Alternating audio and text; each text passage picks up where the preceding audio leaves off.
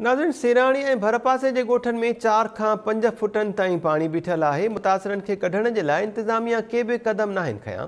मुतासिरनि time news सां ॻाल्हाईंदे चयो त असांखे ॿियो कुझु बि न घुरिजे, घरनि मां पाणी निकाल कराए वञे। इन बाबति रिपोर्ट कयो आहे शाहनवाज़ चावड़ो।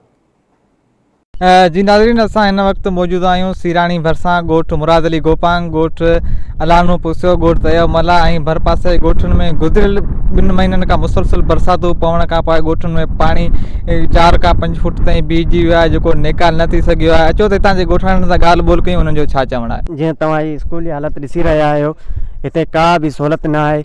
असांजो स्कूल चौक ते पाणी लपेट में आहे। स्कूल में 5 खां 4 फुट पाणी आहे। जिते मासूम ॿार आहिनि 3 फुट जा, हाणे उहे छा हिते तइलीम हासिल करे सघनि था। तव्हां ॾिसी रहिया हिते को बि सिम नालो या निकालो न आहे ऐं स्कूल जा जेके बि चापड़ आहिनि उहे किरी रहिया आहिनि, तव्हां ॾिसी सघो था। असांजे ॻोठ में 2.5 खां 3-4 फुट ताईं पाणी आहे।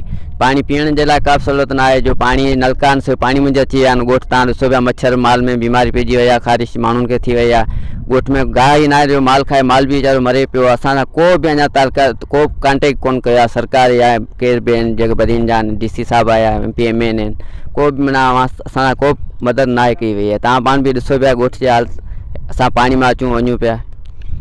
जीअं असां हिन स्कूल में पढ़ंदा आहियूं, असां हिन स्कूल में 3 फुट पाणी आहे ऐं असांखे पाणी निकाल ॾिनो वञे। इंतिज़ामिया का बि वायर न कई आहे। मच्छरनि जो आज़ार वधी वियो, माण्हुनि जा घर किरी विया आहिनि।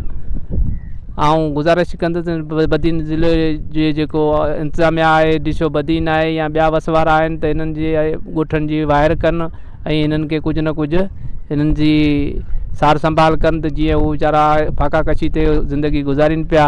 असां आला अख़्तियारियुनि खां घुर्ता कयूं त असांजे ॻोठनि मां पाणी निकाल कराए ॾिनो वञे।